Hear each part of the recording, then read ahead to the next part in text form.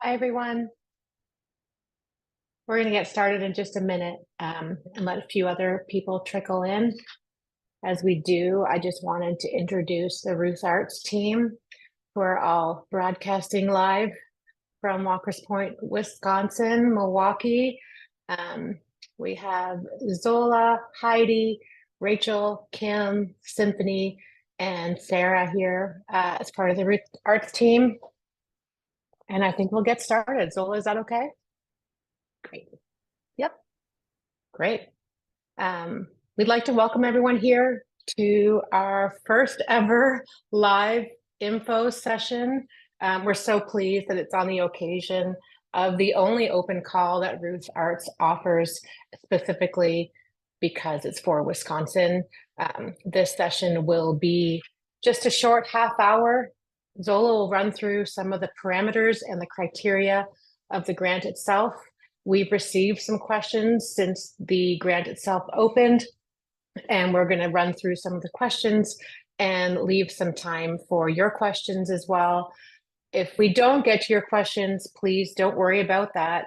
You can put that in the chat or the Q&A, either one, I think. But if we don't get to them, don't worry. We have recorded this session. There will be a transcript, and we will get to those answers and add them to our own FAQ for this grant program. So the questions will get answered, whether they are answered today or later on our website. So I thought I would share a little bit about where this grant program fits into the galaxy of Ruth Arts grants.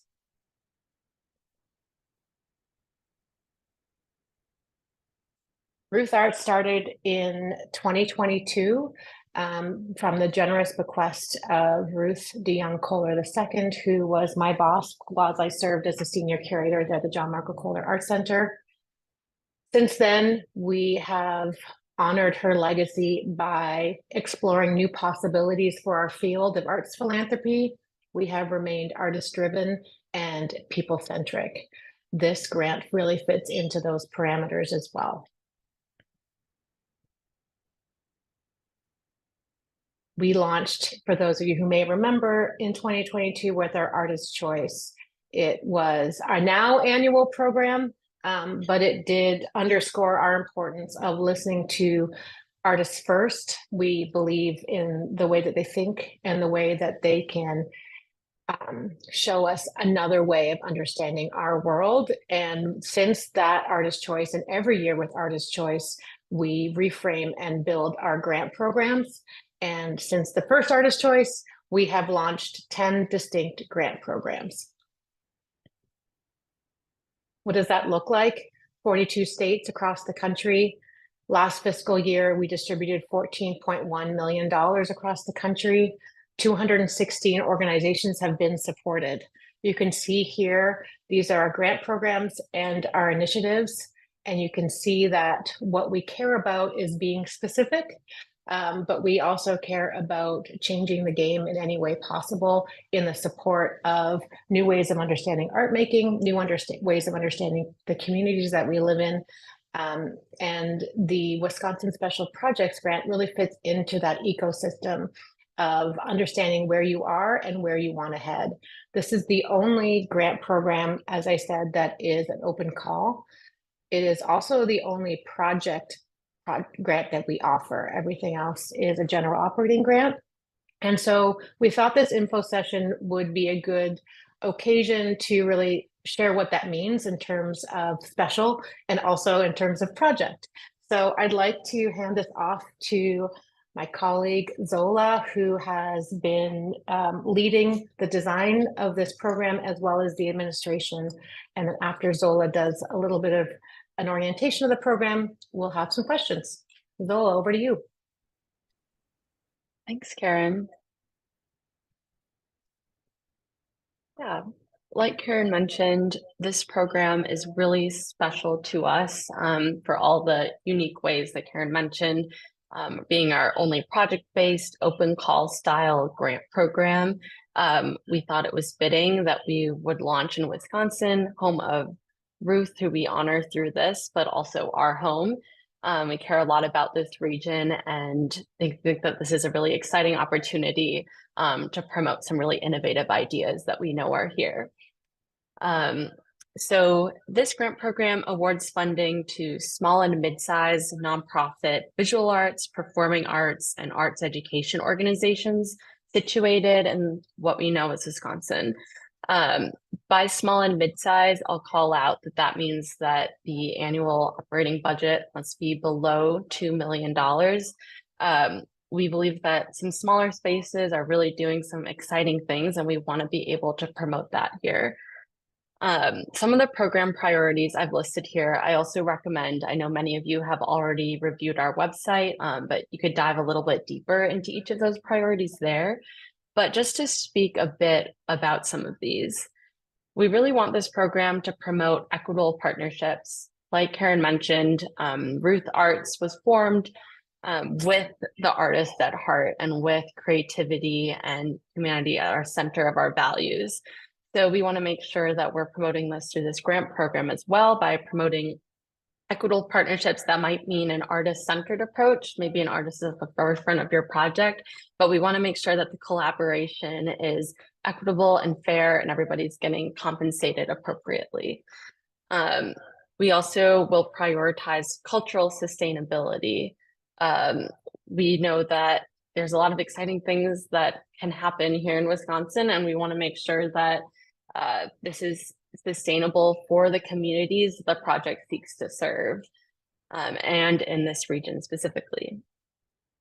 Along those lines of kind of community-oriented thinking, we really want this project to contribute to the public knowledge in some way. That is going to be a really important program priority for us. We know there's, like I said, there's a lot to share, and anything that will promote that public knowledge, resource sharing, knowledge sharing is something that we would like to push forward through this program and through your projects. Creative change and innovation. I'll go into this a little bit later when we speak about the application process, but something to consider is that while this project and this program is focused on Wisconsin, the jury that will be reviewing the projects are at a national level from across the nation. They have big ideas. They have seen many exciting stuff and are excited to see innovation as well. And so these projects will really be at a national level when it comes to potential for creative change and innovation. We also will be prioritizing ambition and timeliness. We think about this, and we might speak about this later in this info session as well if we have time. But this project should be new. It should be maybe in reaction to something that your organization is dealing with, a new innovative way to build on something that you've been thinking about, and it should be really ambitious. This is, 100,000 or 200,000 distributed over 2 years. So with that sort of budget, there's a huge impact that could be made. So we expect these projects will be very ambitious as a result of that larger funding opportunity. Last, but certainly not least, we would like this project to really uplift and support historically underrepresented artists, practices, and histories with respect to cultural self-determination. I'd emphasize, we want to make sure that these underrepresented communities that the project is set to be focused on, whatever that might be, is truly serving those communities as well. And it, as more of a partnership, that sort of equitability is very important to us. And that kind of goes back to that equitable partnerships idea that I mentioned first. So that's just diving a little bit deeper into the various program priorities that we have. Like I said, I definitely recommend diving into our website to explore these ideas further. But that's just an overview, just to kind of set the stage. Okay. So now we talked a little bit about program priorities. Just wanted to kind of run through again, who is eligible and who can apply. All applying organizations will have missions centered around visual arts, performing arts, and or arts education. could encompass all of them. Eligible organizations operations must primarily take place in Wisconsin. This is really important to us and this program because this is a Wisconsin-focused grant. While we may encourage regional collaboration, it's important that the project will really serve communities here in Wisconsin. So who could apply? Like I mentioned, nonprofit organizations, or I should say 501c3 nonprofit organizations with budgets below 2 million. We also like to include tribal nations of Wisconsin. Something to note here, we've gotten this question as well, is if that budget affects the departments within the tribal nations of Wisconsin, and it would not. That budget is specifically for nonprofit organizations, and same for fiscally sponsored nonprofit organizations. We recognize that there are a lot of exciting groups that may not have that 501c status officially, but through fiscal sponsorship, we would be able to fund your project provided they meet our criteria. And as another kind of logistics note, the fiscal sponsor 501c3 organization does not, we expect that they might have a budget above 2 million, just due to the nature of fiscal sponsorship and the organizations they're supporting. So that's a little bit about eligibility. Thinking about the application process, which I'm sure a lot of you are wondering or maybe already in the midst of working on.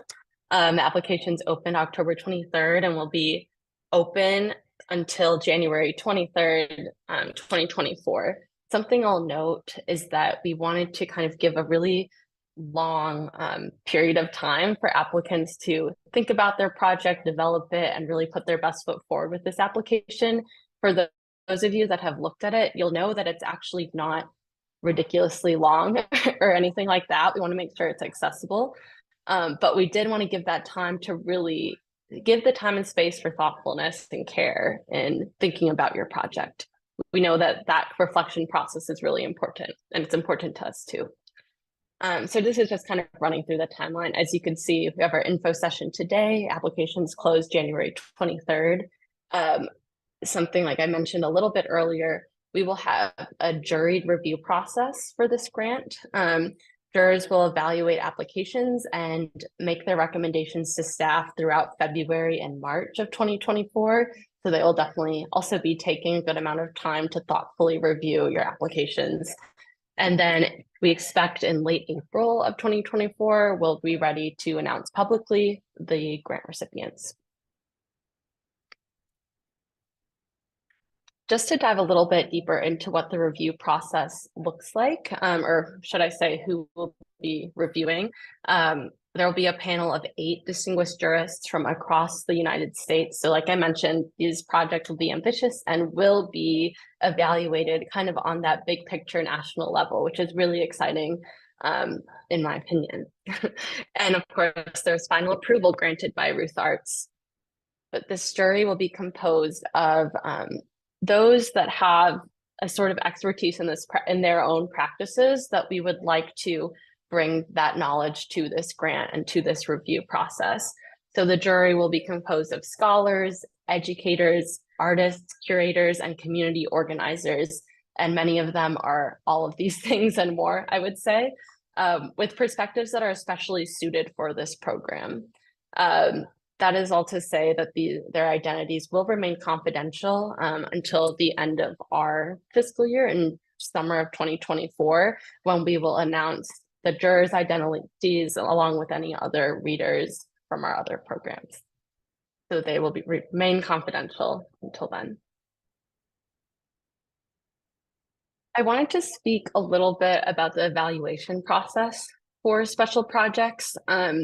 Just so that you know, as you're designing your application, it probably was already clear from our program priorities, the ideas that we're really going to be thinking about.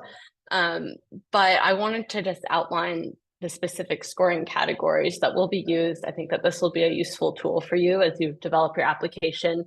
Our jurors will specifically be looking in the categories of relevance. It's that timeliness aspect that I mentioned. Like, what is this in reaction to? What is this relevant to in our current literal state, but also state, like what's going on right now that this is relevant.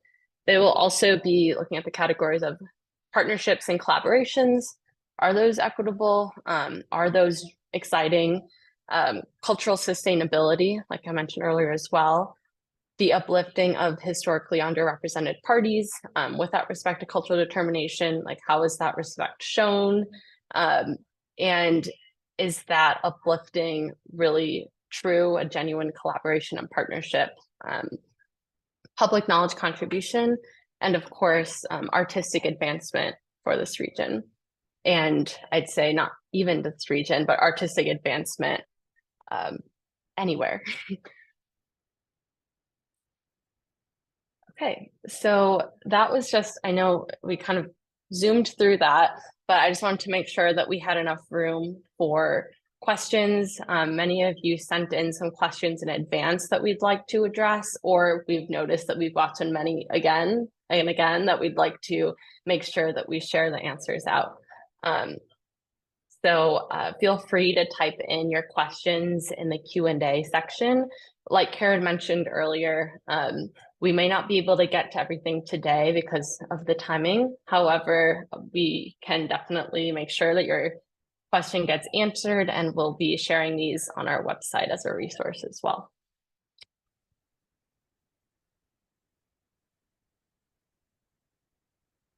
Great. One of the first questions we got was, how do we know if we're ready to apply this year? What should we consider when deciding when to apply? And the answer, a good answer to that is, you know best. Competitive projects, like Zola said, should be timely and relevant, show thoughtfulness, and reflect specific intentions. If that still leaves it a little murky for you, I think some good questions to think about before applying would be, is your organization at an important turning point? Will this project have long-term impact on the direction of your organization or the communities you serve? Have you established equitable partnerships with the artists and collaborators you are proposing to work with? We don't recommend rushing to think up a project to fit the grant program. Definitely give thought to what timing is best for your organization. And something important to note is that this program is annual. This is the first year we're doing it, but it will be annual. So there will be other opportunities to apply in the future.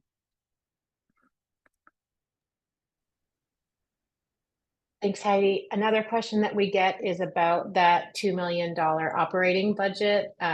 What we've noticed in our research is that there, as Zola mentioned, that we're here to complement the existing funding that exists nationally, and we feel that there is a need for the small and mid-sized organizations operating under $2 million.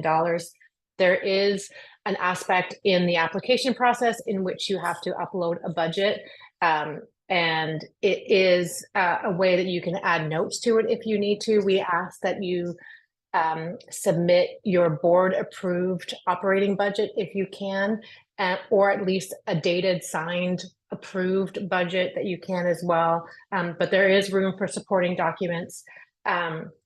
And then we also just got a few questions about a department within an organization, because we are focused on organizations specifically under the $2 million. We're not, the art departments within institutions are not eligible this year. And then the question about the tribal nations too. Tribal nations and fiscal sponsors can be above $2 million in that case, because that's usually how that works. So I think that answers those questions about the $2 million budget.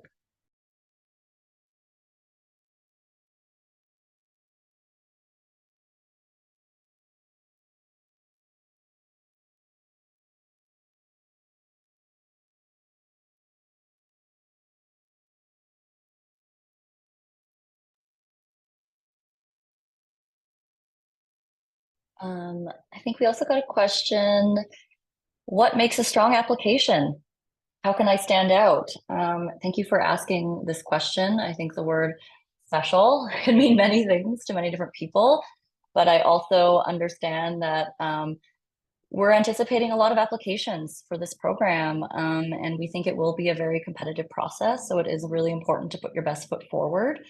I think one of the best ways to make a strong application, though, is to really directly speak to the program priorities and to explain how your project is going to be meeting those priorities. You know, is it timely and relevant to the communities you are seeking to serve? Are you prioritizing aspects of public knowledge and cultural knowledge? Does it have cultural or community impact? Are you uplifting historically underrepresented artists and practices and art histories? Are you compensating the artists and collaborators that you're working with? Is there an artist-initiated process part of this? And is it advancing artistic production in the region by encouraging creative change and revitalization and innovation? I think Zola mentioned the jurors will be from across the United States, so they may not be familiar with your organization or your past activities. So we really urge you to share key aspects of your project or your activities through more of a wider lens, and to really articulate how this project is special and impactful for your organization and how it's going to propel cultural discourse forward in this region. Yeah, we also got a really interesting question a couple times over now. And that question is, I have an existing project that I'd like to continue using funds from this grant. Would my existing project be eligible? I think this is a really great question. So this program is dedicated to special initiatives and projects, not general operating expenses. It supports newly commissioned projects. It supports ambitious projects that want to build upon or expand previous programming in innovative ways. And it supports new collaborations and capacity building projects that have long-term impact for the organization and its communities. So we feel continuation doesn't always mean innovation. So if you're considering iterating on a previous project, definitely be careful and reflect on its new potential and the connection to this grant program's priorities. So I have a really good question too. My organization is not based in Wisconsin, but we have a local Wisconsin collaborator. Are we eligible? Really good question. And I think that yes, you could be eligible for this. Collaborative projects are eligible for this grant as long as the host or lead organization is an arts and culture organization that primarily operates in Wisconsin. And so if the project is publicly accessible to residents of the state, I think you'll be good to go and should greatly consider applying. Even if like your organization is national, but has like a regional branch that services the state, could you be eligible? And in that case, the answer would be no. Because you would then be considered a national organization. And so if you have more questions about that, shoot us a question in the chat and we can talk a little deeper, but that was a really good question. Right. I think I see a few budget related questions as expected in the Q&A. So I'll kind of talk a little bit about that. For the broad question of what should I be including in my project budget? We know that budgets can get a little bit complicated, especially if you're planning for something new. We have provided a budget template within the application, and it's also linked on our webpage for special project grants. So if you don't feel ready to, start your application yet, you could take a look. It's on our website, which I will also be sharing the link to at the close of the session. But we have provided a standard template, including many different potential relevant line items for applicant use. This may include, resources as people, like new things that you're purchasing for the project. It really does account for a lot of different possibilities, but there's also blank lines for you to, make it your own. We understand that it's difficult to fit everything in a standard template. But generally, what I'd like to get across is that line items should include planned future expenses relating to your project. So you shouldn't be including historical expenses, especially unrelated. Up to 25% of the budget, I'll make a note of this, may account for general operating expenses, while the majority, 75% plus should be specifically project related. We do have that room in the budget to account for general operating up to 25%. And you'll have the opportunity to kind of go into detail and specify these within the provided budget template.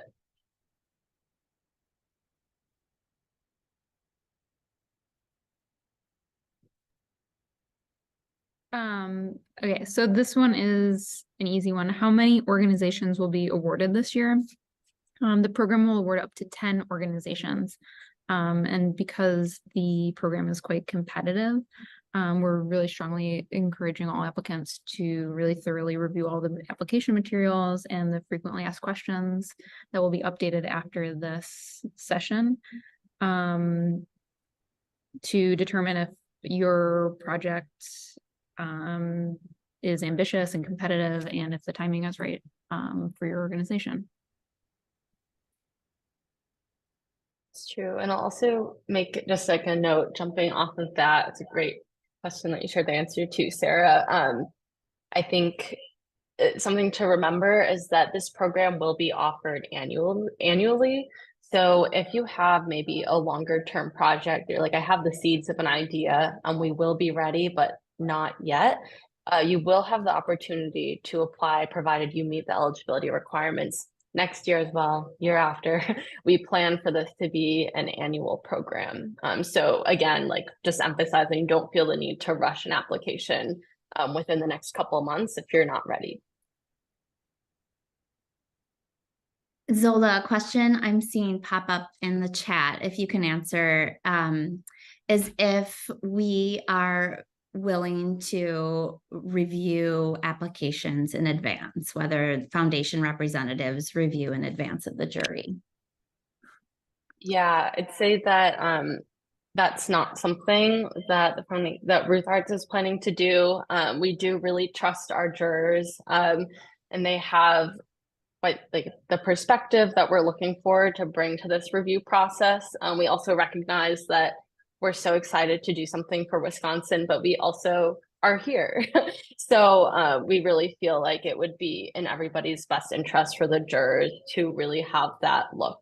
And Ruth Arts staff would not have the capacity to review applications in advance. Thanks. Another one I'm seeing, I think we have time for one last question. There's a lot of really good questions in here. Thank you all for submitting these. We definitely will reply. We're not going to have time today here, but we will reply and post these out. So we really appreciate you sharing. Karen, one of the questions I'm seeing is, when looking at performing arts, are we looking for a specific type of art, or are we open to recording and music artists, where someone's questioning specifically for a youth group of recording artists? Great question. I think I can harken back to Ruth's legacy here and the broad range of what it means to be performing or performance. So a dialogue that we had quite often. So long as there's an audience, we're open to your interpretation of what it means to be performance or performing or anywhere in between. We are an interdisciplinary foundation, and so we're hoping that you get creative with that answer as well.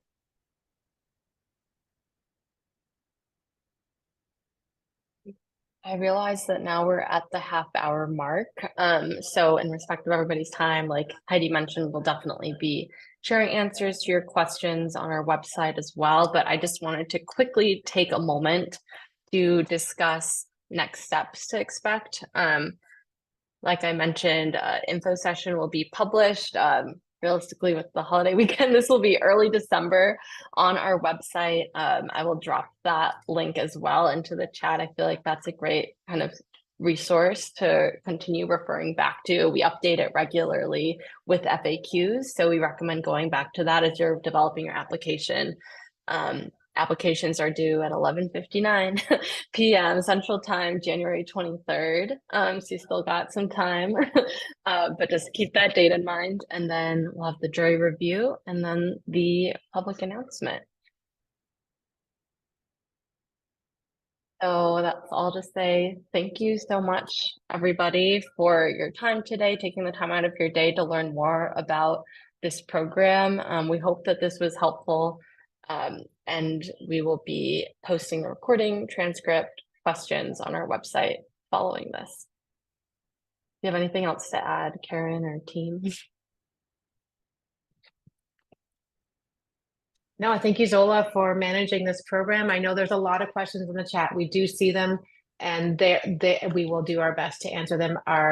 If you are lost in our beautiful new website, please go to under Honoring Ruth, and then go to Wisconsin Special Projects will be there, and that's where the FAQs will be.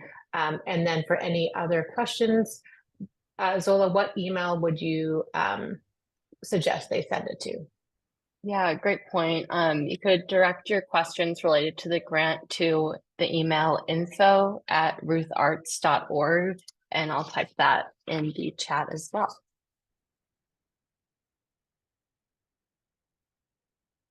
Right.